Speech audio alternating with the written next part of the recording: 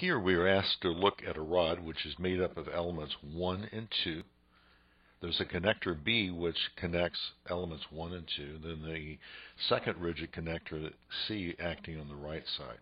We have a load P acting to the right on connector C, a load of 3P acting to the left on B. With the known material properties and dimensions of these element components, we want to find the displacement of connector C. This problem, as in almost all problems that we're doing this semester, we're going to be looking at equilibrium first. Our goal in equilibrium is to determine the load that's carried by elements 1 and 2. What I'm going to do is draw a free body diagram of the connectors, each connector. I'll also imply here a free body diagram for elements 1 and 2. The important ones that are going to be there for B and C. I'm going to draw the load that's carried by 1 as shown by this. I don't really know in advance, or I don't really want to even think about it in advance, whether the load's going to be in tension or in compression. I'm going to assume it's in tension and let math take care of itself. Likewise here for element 2. Now, based on equal and opposite reactions, then, F1 is going to be acting to the left on B, F2 is going to be acting to the right on B, F2 is going to be acting to the left on C. There's the applied load P to the right and a load of 3P to the left on B. From our FBDs,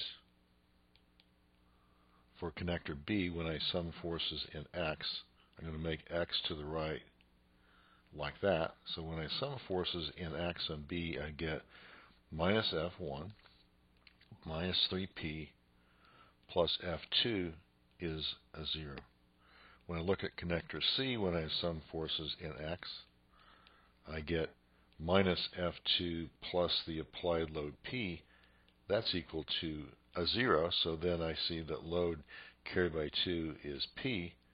From the first equation, then, I find that the load carried by 1 is equal to F2 minus 3P.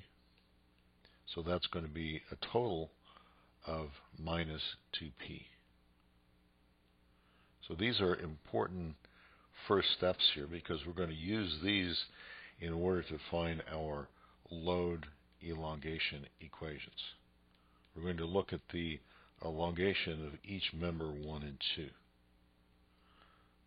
We've seen in class that the elongation for any member with an axial load is the load that's carried by that. So this E1 is equal to P1 times its length L1 divided by the material modulus E, that's E1 in this case, and A1, area 1, or A1 is the cross-sectional area of 1. So that's pi d 1 over 2 squared. Same way for 2. E2 is P2 L2 over E2 A2.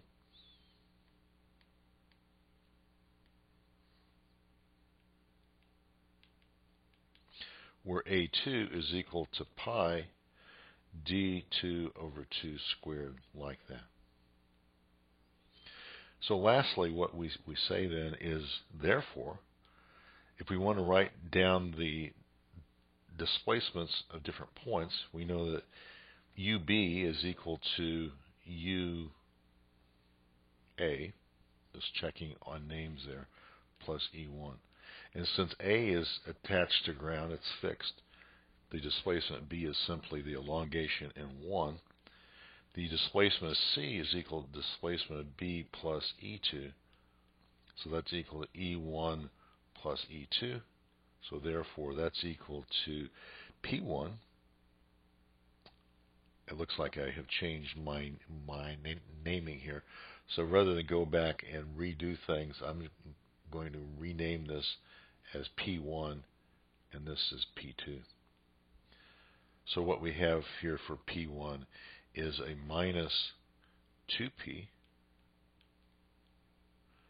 L1 over E1 A1 plus E2, which we saw P2 that is equal to P, the length L2 divided by E2 A2.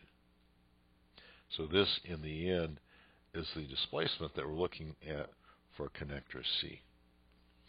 So I guess in summary, it's very important to note that I didn't really make any assumptions in the beginning or end whether any member is in tension or in compression. I just assumed everything was in tension. With that being said, I could always write down E1 as a plus sign times P1 L1 over E1 A2, and E2 in the same way is a plus. If you want to go through and try to figure out whether they are in tension or compression, that's fine if you want. But then the burden is on you then to get the right sign between E and the right-hand sign.